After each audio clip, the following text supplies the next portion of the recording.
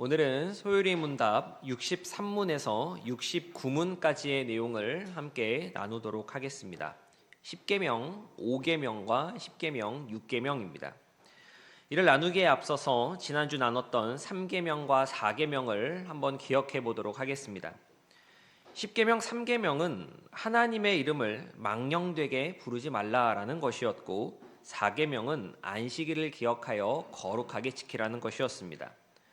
먼저 하나님의 이름을 망령되게 부르지 말라라는 것은 그저 단순히 입조심해야 한다, 말조심해라 라는 의미가 아닙니다. 내 삶의 자세로 하나님을 찬양하고 영광을 돌리며 그분만을 사랑하라라는 더 넓은 의미가 담겨 있었습니다. 이와 더불어 안식일을 기억하여 거룩하게 지키라는 것은 장차 우리가 경험하게 될 영원한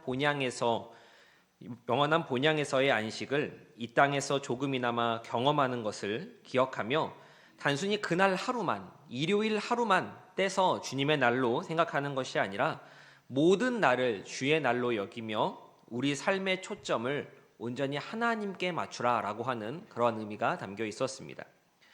이를 한 문장으로 각각 표현해 본다면 3계명은 사랑하는 자의 자세에 대한 것이었고, 4계명은 사랑의 표상, 샘플이자 모범이다라고 그렇게 말씀드릴 수 있겠습니다. 이제 5계명부터는 10계명의 둘째 부분에 해당합니다. 1에서 4계명은 하나님 사랑, 5에서 10계명은 이웃 사랑과 관련된 계명이라고 우리가 그렇게 알고 있고 또 그렇게 공부했었습니다. 그러나 이를 칼로 썰듯이 1에서 4계명은 하나님 사랑이고 5에서 10계명은 이웃 사랑이야, 이 둘은 구분되고 분리되는 거야 라고 그렇게 얘기할 수 있는 것은 아닙니다. 두 번째 부분도 첫 번째와 마찬가지로 궁극적으로는 하나님을 높이고 하나님만을 사랑하는 계명임을 우리가 잊지 말아야 합니다. 하나님을 사랑하는 것이 곧 이웃을 사랑하는 것이기 때문입니다. 하나님을 사랑하는 것이 누구를 사랑하는 것이라고요? 이웃을 사랑하는 것입니다. 이들은 서로 나누어져 있는 것이 아니다라는 것을 우리가 잘 기억해야겠습니다.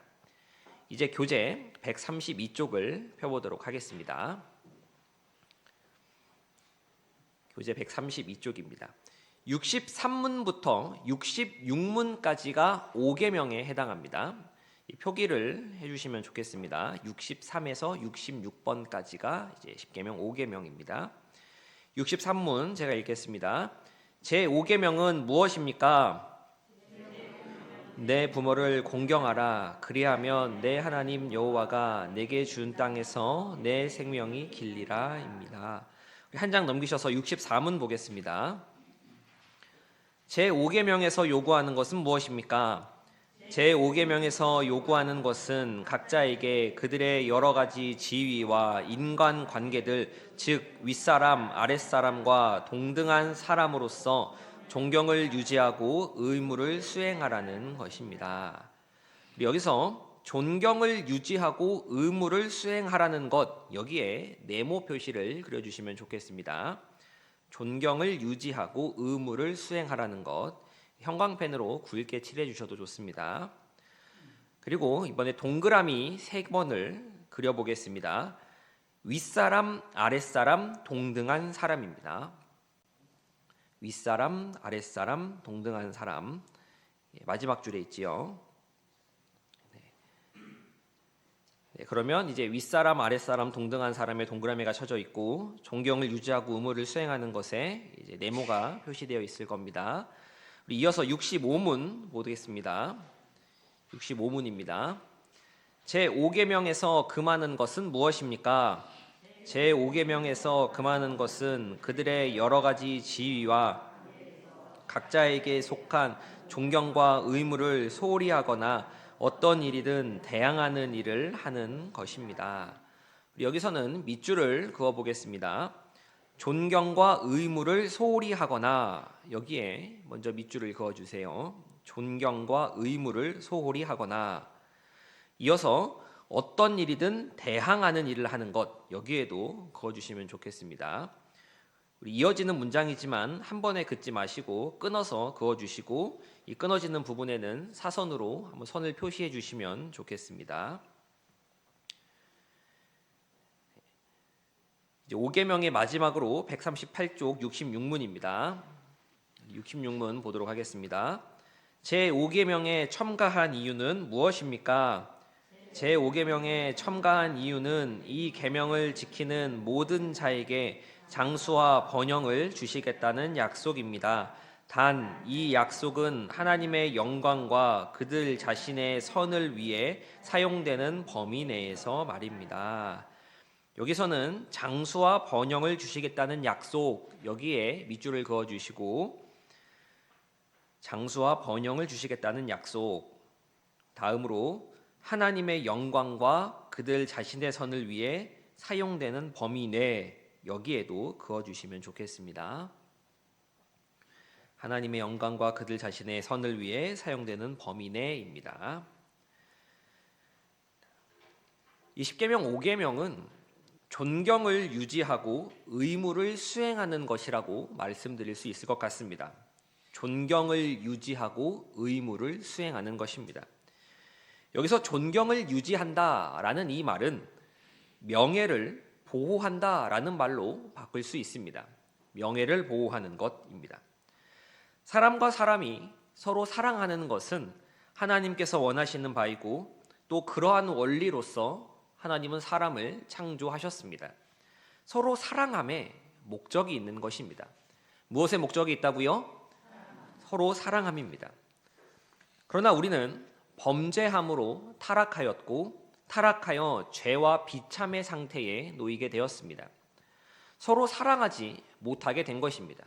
서로 사랑하라고 그렇게 창조하셨는데 죄로 오염되어 서로 사랑하지 못하게 된 것이죠. 타락한 우리의 상태가 얼마나 처참한지 참 모릅니다. 서로 사랑해야 하는데 이웃은커녕 가족도 사랑하지 못합니다. 가족은커녕 나 자신도 사랑하지 못합니다. 그럼 눈에 보이지도 않고 만져지지도 않는 하나님을 어떻게 사랑할 수 있겠습니까? 이 사랑이라고 하는 것, 우리가 서로 사랑해야 한다라고 하는 이 관점에서 우리가 5계명을 들여다볼 수 있어야 합니다. 5계명의 표현은 내 부모를 공경하라 라고 하며 인간으로서 가장 기본적이고 최소한의 것인 부모를 공경할 것을 요구하고 있지만 이 안에는 인간이 스스로 어찌할 수 없는 바닥의 절망부터 사람을 창조하신 하나님의 높고 깊고 선하신 뜻까지가 모두 다 내포되어 있는 것입니다. 그동안 우리가 자라면서 배웠고 이해했던 부모의 개념은 나를 길러주고 나를 낳아주고 길러주신 육신의 부모입니다. 그래서 부모를 공경하라 라는 말을 들으면 낳아주신 육신의 부모님을 먼저 떠올리기 마련이죠. 그러나 소요리 문답에서는 나의 친부모뿐만이 아니라 나이, 은사, 권위에 있어서 나보다 위에 있는 모든 자들을 내가 공경해야 할 부모에 포함시킵니다. 단순히 육신의 부모만이 아니라 어떠한 환경에서라도 나보다 위에 있는 사람이면 모두 부모다라고 그렇게 말하고 있는 것이지요. 내가 나의 부모님을 공경하고 안위를 살피며 돌아보는 것처럼 교회에서는 나보다 연장자이거나 특별히 직분자를 그렇게 공경하고 섬겨야 한다라는 의미도 들어있는 것입니다. 이는 삶을 살아가는 우리가 맞닥뜨리는 현실에서도 마찬가지입니다. 여기까지만 해도 우리가 생각하는 부모의 개념을 월등히 넘어서는데 우리 부모님만 부모가 아니라 나보다 윗사람이 다 부모야 라는 것에서 우리의 생각을 넘어서는데 소요리 문답은 여기서 한 발자국, 아니 두 발자국을 더 앞서 나갑니다. 윗사람뿐 아니라 아랫사람에게도 나보다 나이가 어린, 나보다 직위가 낮은 그러한 아랫사람에게도 그러하며 나와 동등한 사람, 나와 비슷한 관계를 맺고 있는 예컨대 나이가 비슷하고 나이가 같은 그러한 사람에게도 그러하라라는 것입니다. 우리가 앞서 64문에서 동그라미를 쳤었습니다. 즉 소요리 문답이 5계명에서 말하는 이 부모라고 하는 개념 속에는 윗사람, 아랫사람, 동등한 관계의 사람들이 모두 포함되어 있는 것입니다. 대요리 문답에서 이 5계명에 대한 내용을 보면 이 윗사람과 아랫사람 그리고 동등한 사람과 맺어지는 관계에 대해서 자세하게 기록합니다. 아랫사람이 윗사람에게, 윗사람이 아랫사람에게, 그리고 동등한 관계로서 각 해야 하는 의무와 금지의 항목들이 이 대오리 문답에는 열거되어 있습니다.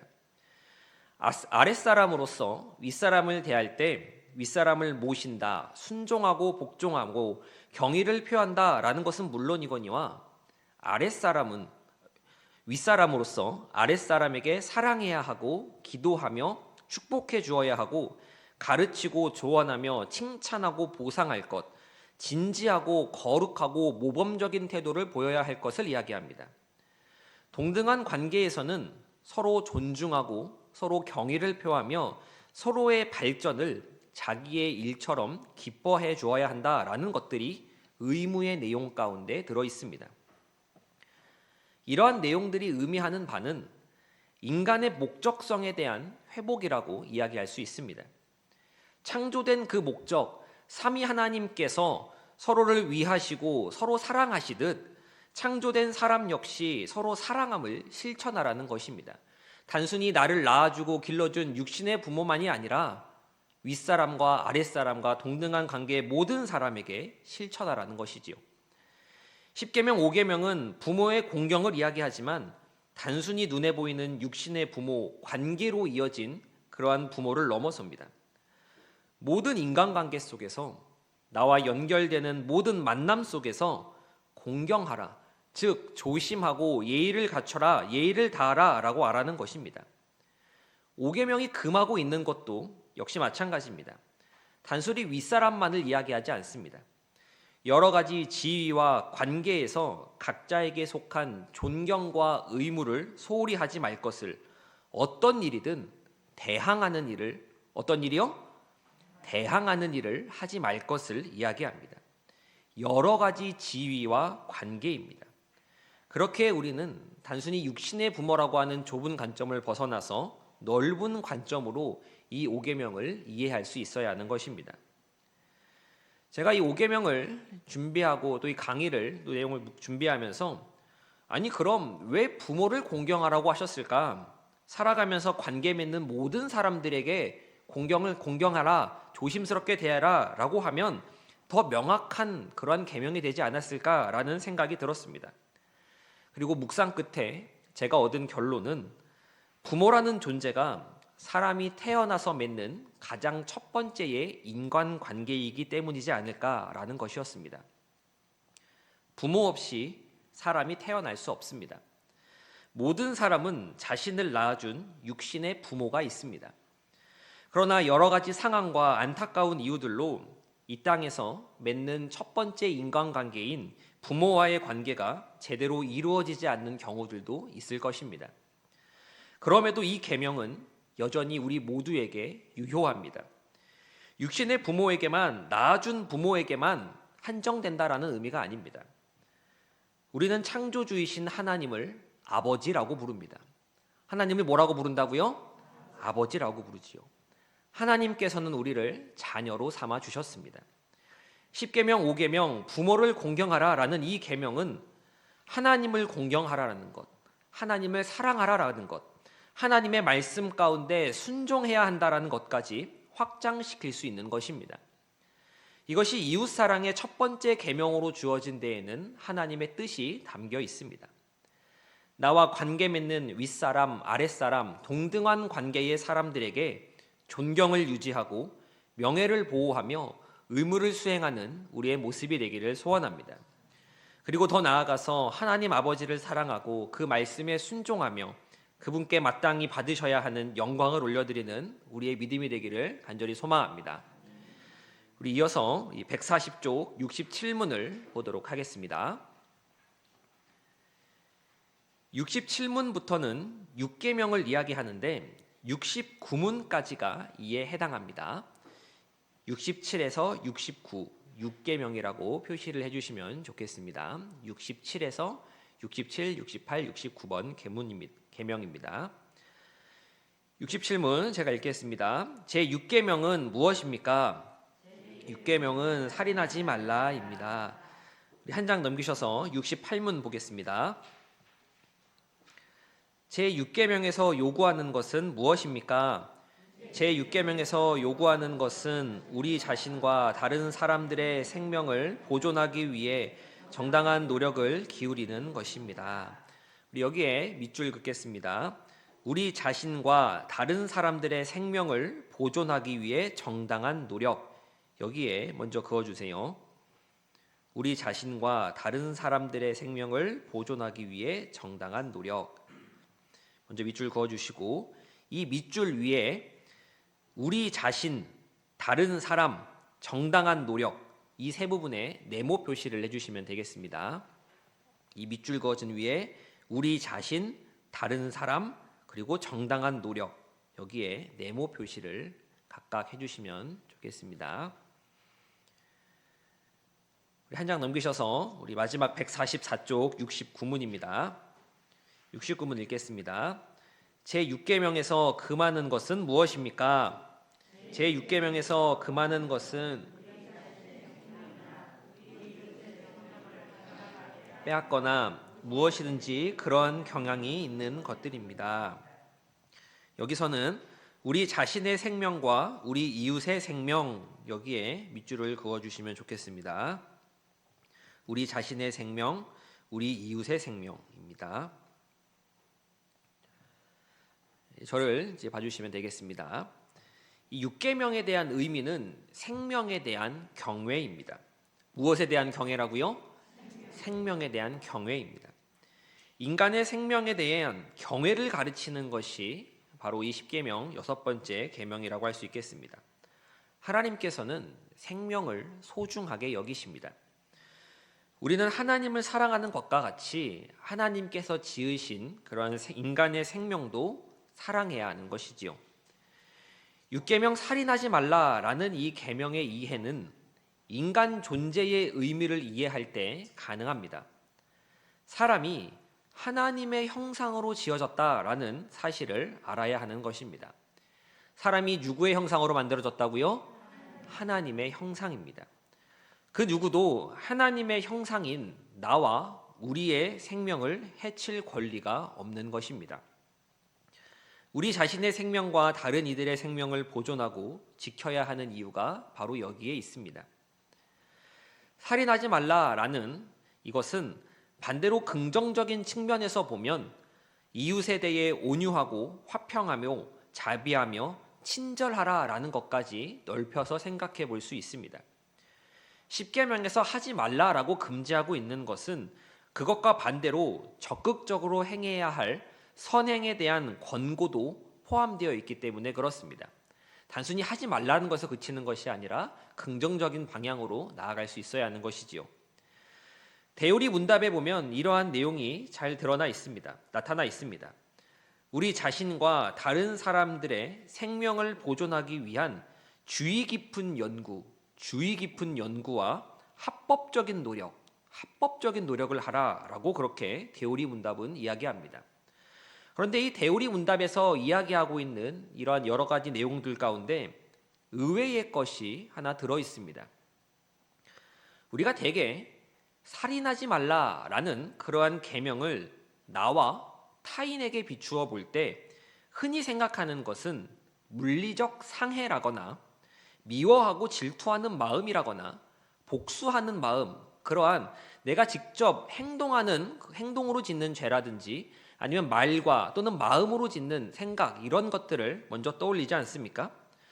그런데 대요리 문답은 여기에 무엇을 하나 더 추가하여 이야기하고 있는가 하면 이 요구의 사항, 의무의 사항에 있어서 육류, 고기를 말합니다. 육류, 음료, 의약, 수면, 노동, 오락을 절제하여 사용해야 한다라는 말이 나옵니다. 육류, 음료, 의약, 수면, 노동, 오락입니다. 또 금지의 사항에 있어서도 육류와 음료, 노동 및 오락을 과도하게 사용하는 것, 이것을 살인하지 말라라고 하는 그 내용 안에 집어넣어 놓고 있습니다. 무슨 말이겠습니까? 즉 과식하는 것, 약물을 남용하는 것, 지나친 게으름을 부리거나 쉬지 않고 일만 하는 것, 이런 건 역시 살인하는 것, 자신을 죽이는 것에 해당하는 것이다 라고 그렇게 대우리문답은 이야기하고 있는 것입니다. 과식과 남용, 게으름과 쉬지 않음이 10계명, 6계명 살인하지 말라라는 것과 관련이 있다라는 것은 우리에게 꽤나 충격으로 다가오는 내용입니다. 이러한 항목들은 어느 정도 부유함을 가진 나라, 어느 정도 먹고 살만한 그러한 나라에서는 지키기 참 힘든 요구라고 할 수 있을 것 같습니다. 인간은 자신의 풍족함을 위해 자연스럽게 움직입니다. 우리가 농사 짓는 것만 보아도 그렇지요. 풍족함을 위해서 이른 아침 움직입니다. 또 할 수만 있으면 그 풍족함을 마음껏 만끽하기를 원합니다. 우리는 없어서 못하는 것이고 여건이 안 돼서 못하는 것뿐이지 가능만 하다면 더 누리며 더 즐기고 싶어 합니다. 더 맛있는 음식을 더 많이 먹고 싶어 하고 더 좋은 것들을 많이 보고 싶어 하고 또 해외 각국을 또 우리나라의 좋은 것들을 돌아다니고 싶어 한다라는 것이지요. 스스로 제재하거나 절제하거나 자제하려 들지 않습니다. 가능만 하다면 여건만 된다면 풍족함을 누리고 싶어 하는 것이 인간의 마음입니다. 그리고 이것이 인간의 약함이고 인간의 악함입니다. 살인하지 말라라는 것은 내가 상대방에게 물리적 위해만을 가하는 것을 말하는 것이 아님을 우리는 잊지 말아야 합니다. 다른 사람에 대한 위해를 넘어서 자신의 마음과 영혼, 신체에 대해서 죄를 범할 수 있으며 이보다 더 넓은 의미로서 사랑해야 할 대상을 사랑하지 못하는 것도 살인임을 우리는 알아야 합니다. 살인하지 말라 이 계명은 무엇을 하라, 무엇을 하지 말라라고 하는 그러한 단순한 이야기가 아니라 인간 존재의 근원적이고 질적인 변화를 요구하는 계명인 것입니다. 생명을 살리는 일과 가치를 바로잡는 삶으로 우리는 나아가야 합니다. 우리는 하나님의 형상으로 창조된 존재다라고 하는 것을 기억하며 우리 자신의 생명과 다른 이들의 생명을 보존하고 지키는 우리의 삶이 되기를 간절히 소망합니다. 이제 내용을 정리하도록 하겠습니다.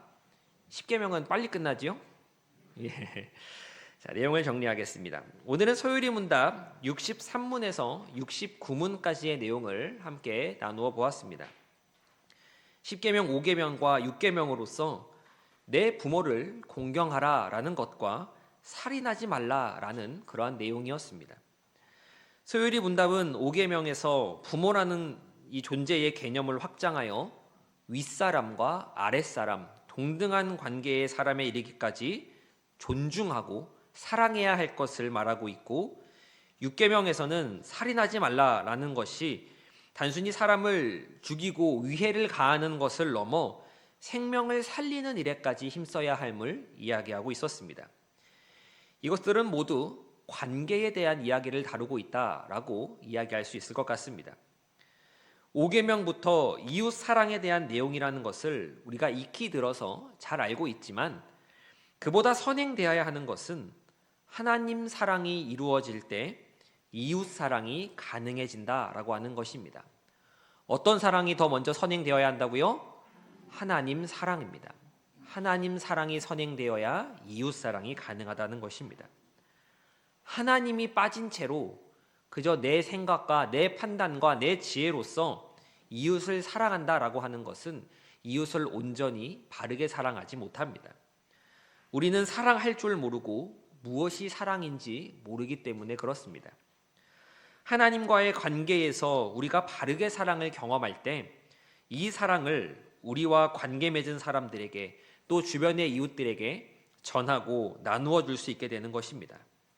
그렇게 앞으로 남은 10계명의 계명들을 설명드릴 때에도 다시금 말씀드리겠지만 하나님 사랑이 먼저입니다. 어떤 게 먼저라고요? 하나님 사랑이 먼저입니다. 이를 바탕으로 이웃을 사랑하는 하나님을 사랑하는 그 사랑 안에서 이웃을 사랑하는 우리의 모습이 되어가기를 간절히 소망합니다.